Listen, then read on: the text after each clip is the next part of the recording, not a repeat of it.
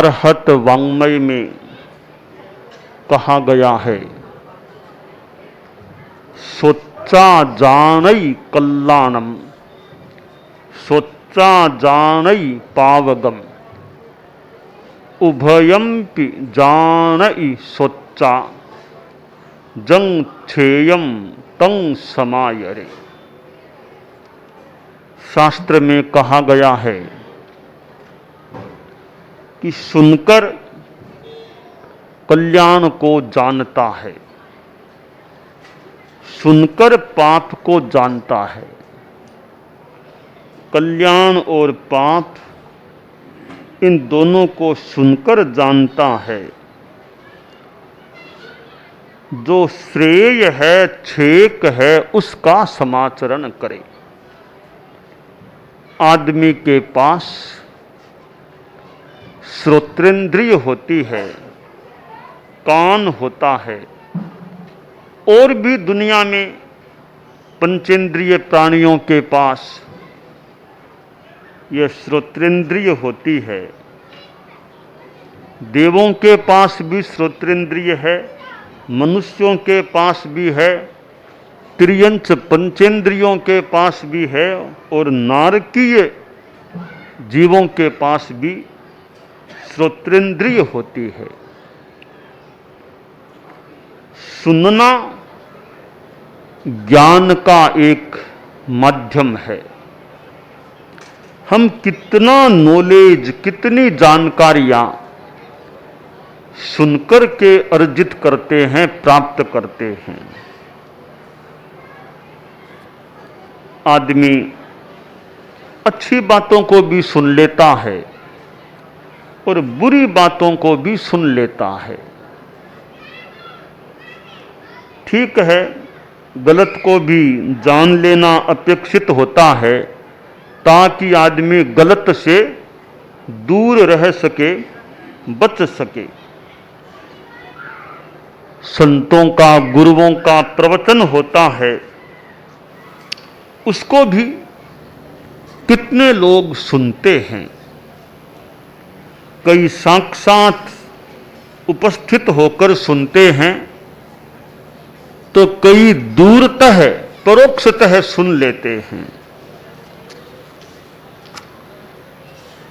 किसी भी रूप में सुनने का प्रयास होता है।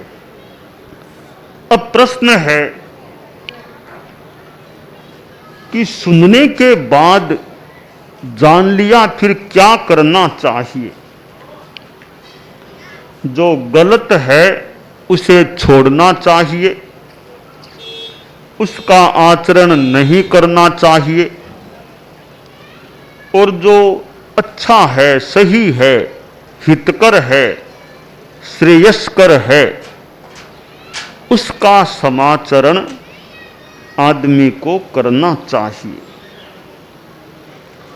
आदमी के भीतर अच्छाइयों का विकास, गुणों का विकास होना चाहिए। किसी आदमी से मिलें, उसमें अच्छी बातें लगें, उनको ग्रहण करना चाहिए। गलत लगे तो उनको ग्रहण नहीं करना चाहिए। दो भाई थे, दोनों भाइयों में जो बड़ा भाई था उसमें कई गलत आदतें थी। नशा करना, धोखाधड़ी करना, लड़ाई झगड़ा करना, कुछ गलत संस्कार थे। छोटा भाई था वो अच्छा था, न नशा, न लड़ाई झगड़ा और न बेईमानी, अच्छा एक इंसान था। एक बार एक पत्रकार उनका इंटरव्यू लेने के लिए आ गया,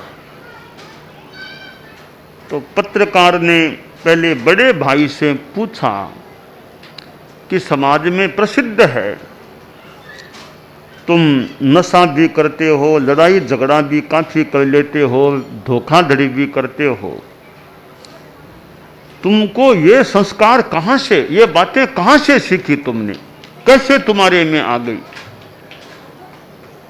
तो बोला साहब हमारे घर की बात है, मैंने ये चीजें अपने पिताजी से ही सीखी है। छोटे भाई का इंटरव्यू लिया, तुम्हारा तो बहुत अच्छा प्रभाव है समाज में, तुम नशा नहीं करते ऐसी समाज में धारणा है, बहुत शांत तो लड़ाई झगड़ा नहीं करते हो, तुम्हारी ईमानदारी की भी एक छाप है, प्रभाव है, तो तुमको ये संस्कार कहाँ से मिले, कहाँ से ये चीजें तुमने सीखी, किन से सीखी? बोला साहब मैंने भी ये चीजें पिताजी से ही सीखी है। तो वो पत्रकार थोड़ा असमंजस में पड़ गया, इन दोनों के पिता अलग अलग हैं कि एक ही पिता है? मैंने सुना दोनों सगे भाई हैं, या तो कजिन होंगे, सगे भाई नहीं होंगे। साहब पहले मुझे यह बताओ आप दोनों सगे भाई हैं या कजिन इस रूप में हैं? तो हम तो दोनों सगे भाई हैं, एक ही पिता है दोनों के। मैं समझ नहीं पा रहा हूं, बड़े भाई ने जो बुरी बातें इसमें है, इसने कहा मैंने पिताजी से सीखी है, तुम्हारे में इतनी अच्छाइयां, तुम भी कह रहे हो कि पिताजी से मैंने शिक्षा प्राप्त की है। तो यह तुम्हारे पिताजी में दोनों तरह की चीजें थी क्या? तो तब छोटा भाई बोला कि पिता के बारे में कुछ बोलूं, यह वैसे बढ़िया बात भी आमतौर से नहीं है कि अपने पिता के बारे में कोई कुछ ऐसा वैसा कोई टिप्पणी करना, पर चूंकि अब आप पत्रकार हैं, आप जानते भी हैं, तो कुछ मुझे स्पष्टीकरण भी करना पड़ेगा। बात यह है पत्रकार महोदय कि हमारे पिताजी में, ठीक है आप लोग जानते ही होंगे, वे नशा भी करते थे, शराब भी पीते थे, कुछ उनकी प्रकृति तेज थी, झगड़ा भी करते थे, और उनमें ईमानदारी की भी कमी थी, हम भी मानते हैं। तो मैं छोटा भाई बोला कि मेरे बड़े भाई जी ने जो कहा कि मैंने पिताजी से सीखा, इनका कहना ठीक है, इन्होंने पिताजी को ड्रिंकिंग करते देखा, इन्होंने भी ड्रिंकिंग करना शुरू कर दिया था। पिताजी जैसे गुस्सा करते, घर में भी करते, समाज में भी करते, तो बड़े भाई जी ने भी ये सीख लिया, गुस्सा करना, बोलना, झगड़ा करना। पिताजी के साथ दुकान में भाई जी बैठते थे, इन्होंने भी धोखाधड़ी का तरीका सीख लिया था।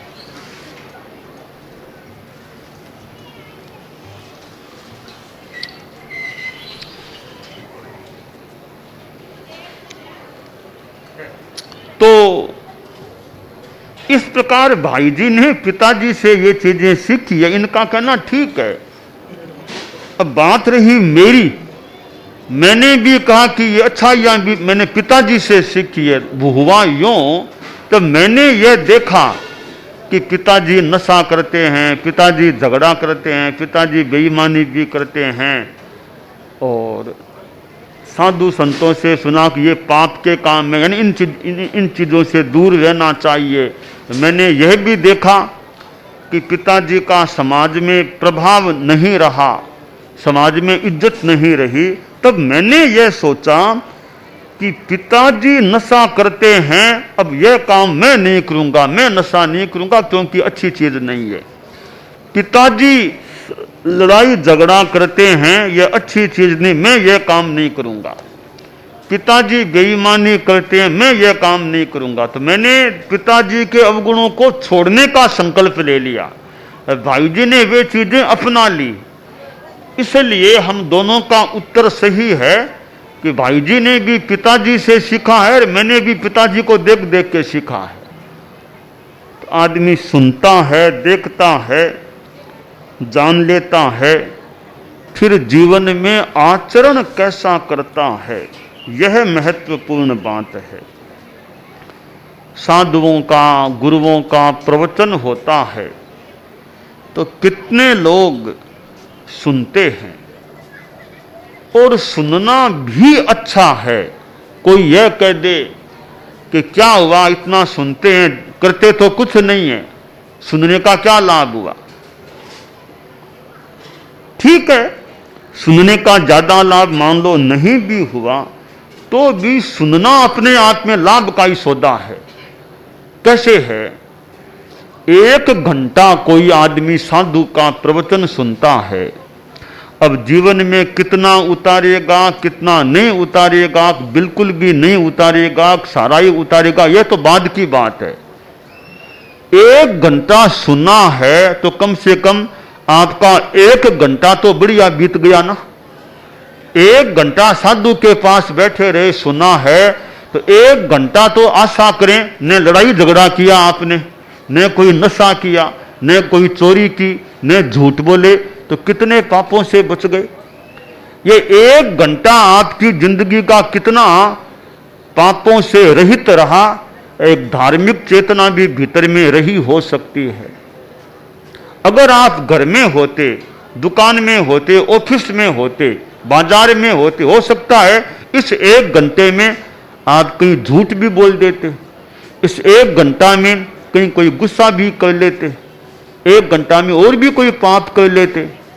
परंतु साधु के सामने बैठे हैं, साधु की वाणी सुन रहे हैं, तो आपके जीवन का या इस दिन का 1 घंटा तो आपका बहुत सार्थक या धर्ममय हो गया। अब बार बार सुनते हैं तो हो सकता है कोई बात ऐसी आपके मन को छू जाए, आपके जीवन में भी परिवर्तन भी आ सकता है।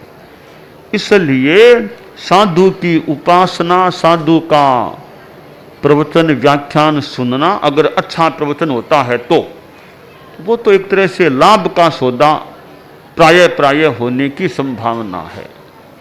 साधु वक्ता है तो प्रश्न होता है भी साधु सोचे मुझे क्या फायदा, 1 घंटा परिश्रम करता हूं, बोलता हूं, पसीना आ जाता है, मुझे क्या फायदा हुआ, 1 घंटा चला जाता है मेरा। तो कहा भी साधु को भी लाभ है।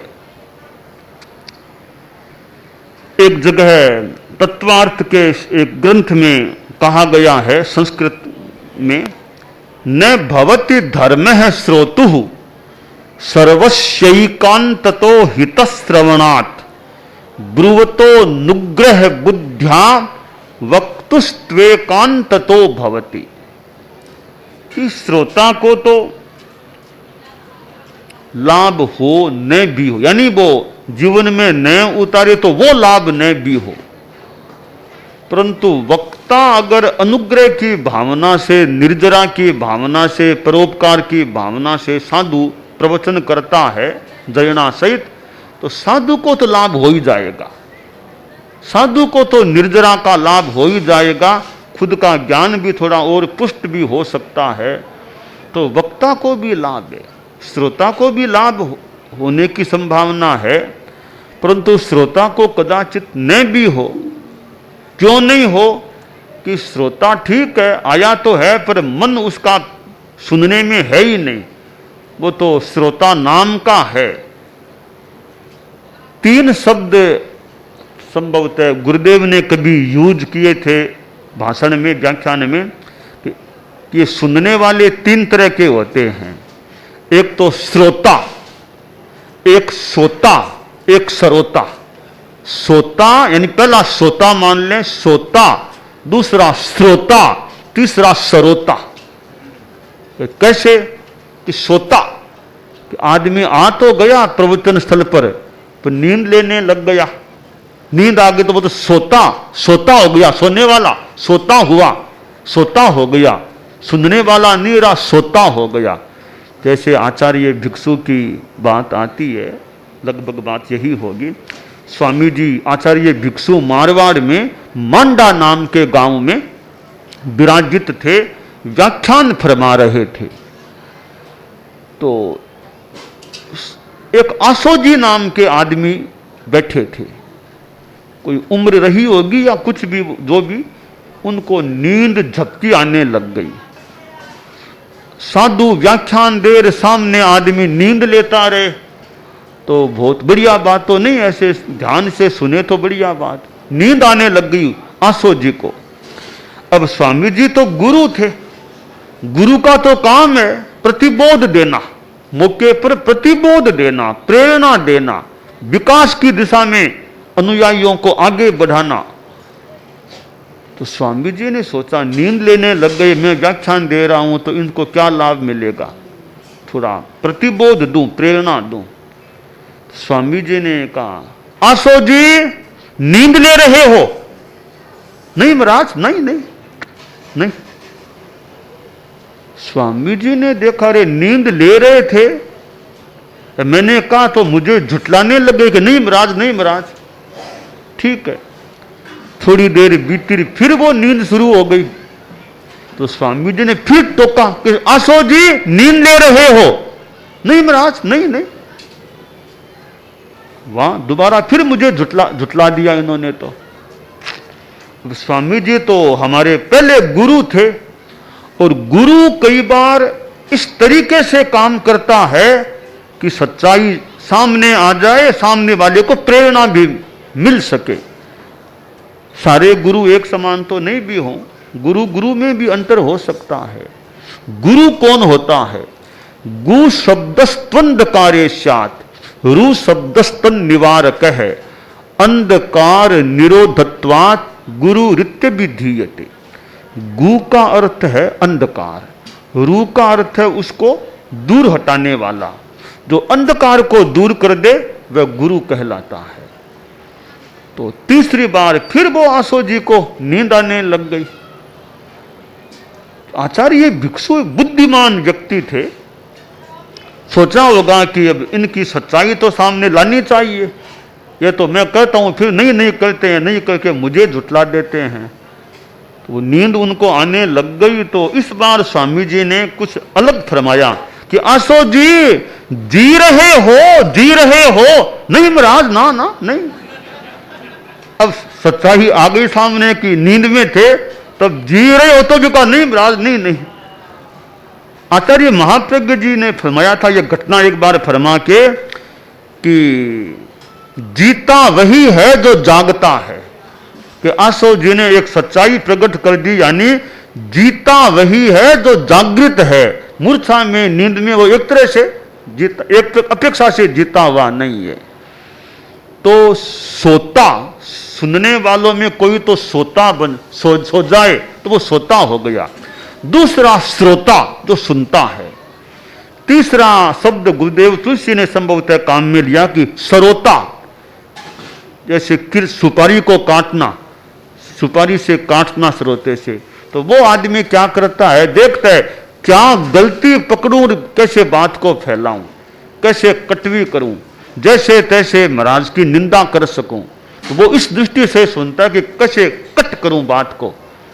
तो उसका लक्ष्य अगर दुर्भावना, ऐसे तो सद्भावना से तो गलती बताना भी ठीक है, सद्भावना के साथ किसी की गलती बताएं वो भी ठीक है महाराज, ऐसे बोलना चाहिए। तो दुर्भावना से कोई काम करे कि जैसे तैसे इनको निंदित कराऊं, तो वो सरोता, उसका काम है काटना, बात बात को काटने की चेष्टा करना।